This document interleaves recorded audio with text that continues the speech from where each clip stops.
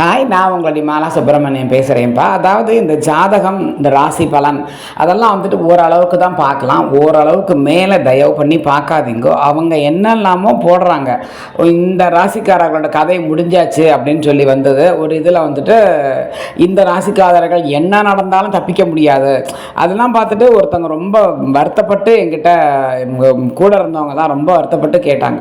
இந்த மாதிரி போட்டிருக்கு, என் லைஃபே போயிடுமா என்னன்னு தெரில, எனக்கு மனசே சரியில்லை. அதுக்கப்புறம் இன்னொரு 2-3 இதெல்லாம் சேனல்லாம் பார்த்து அதுலேருந்து எல்லாமே பார்த்து அது இந்த ராசிக்காரருக்கு ராஜயோகம், இவங்க ரொம்ப நல்லா இருப்பாங்க, கோடீஸ்வரர் ஆகிறதுக்கு வாய்ப்பு இருக்குது, நீ உங்களுக்கு பணம் வரதை யாராலையும் தடுக்க முடியாது, என்னெல்லாமோ வந்திருந்தது.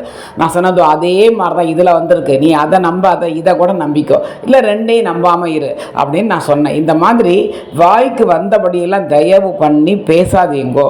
உங்களுக்கு யாராவது டவுட்டுன்னு கேட்டால் மட்டும் நீங்கள் ஏதாவது எக்ஸ்பிளைன் பண்ணுங்க. அதை தவிர சும்மா என்னமோ சொல்லணுமேங்கிறதுக்காக தேவையில்லாத வார்த்தைகளை யூஸ் பண்ணி மற்றவங்களை பார்க்குறவங்களெல்லாம் கஷ்டப்படுத்தாதீங்க. இது யூடியூப் சேனல் அப்படிங்கிறது வந்துட்டு நல்லதை நிறைய எல்லாருக்கும் ஷேர் பண்ணணும் அப்படிங்கிறதுக்காக தான் எல்லாருமே நினச்சிட்டு இருக்காங்க. அதை வந்துட்டு இன்னொருத்தரை கஷ்டப்படுத்துகிற மாதிரி, அவங்க பார்க்குறவங்கெல்லாம் ரொம்ப மனசு வேதனைப்படுற மாதிரி, அவங்க மனசை புண்படுற மாதிரியான விஷயங்களை தயவு பண்ணி இந்த ராசி பலன்கிற பேரில் நீங்கள் போட்டு மற்றவாளை மனசை சாகடிக்காதீங்க, சரியா? இந்த மாதிரி ராசி பலன் உங்கள்கிட்ட யாராவது பர்சனலாக வந்து உட்காந்து டைரெக்டாக பேசினா அவள்கிட்ட நீங்கள் சொல்லுங்க. அதை விட்டுட்டு சும்மா என்ன மாதிரி சொல்லணுமே. இப்போ நீங்கள் ராசி பலன் படிச்சிருக்கீங்க, ஜாதகம் உங்களுக்கெல்லாம் தெரியுங்கிறதெல்லாம் வேற.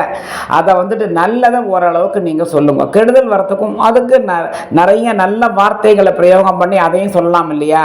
நீ சாக போகிறடா அப்படிங்கிறத எத்தனையோ நல்ல வார்த்தைகளாக சொல்லலாம். அதுக்கு நிறைய வார்த்தைகள் இருக்குது. அவனா அதை அக்செப்ட் பண்ணுற மாதிரியே சொல்லிக்கலாம். அந்த மாதிரி வார்த்தைகளே இருக்குது தமிழில், அது தெரியும்ல உங்களுக்கு. அதை விட்டுட்டு சும்மா தேவையில்லாமல் உங்களால் இனிமேல் தப்பிக்கவே முடியாது, உங்கள் கதை முடிஞ்சாச்சு, இந்த இதோட அவ்வளோதான், இதுக்கப்புறம் என்ன வேணாலும் உங்களுக்கு அப்படி இப்படிலாம் தயவு பண்ணி கொடுக்காதீங்கோ.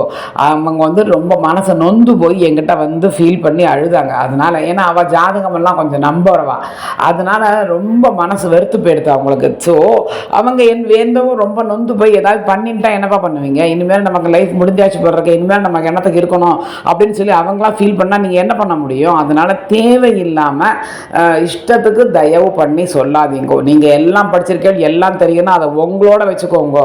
அதை வந்துட்டு பப்ளிக்காக எல்லாருக்குமே தெரிகிற மாதிரி யார் வேணால் இதை பார்க்கலாங்கிற மாதிரி தான் நம்மளுக்கு இருக்குது இல்லையா?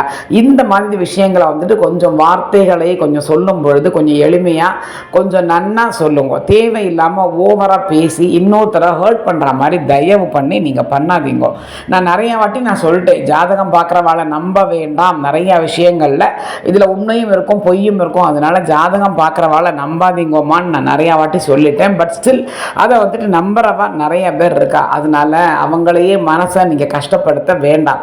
அதனால தேவையில்லாமல் எல்லாத்தையும் சொல்லி இருக்கிறவ அத்தனை பேரையும் கஷ்டப்படுத்தி இம்சை பண்ணாதீங்கோ.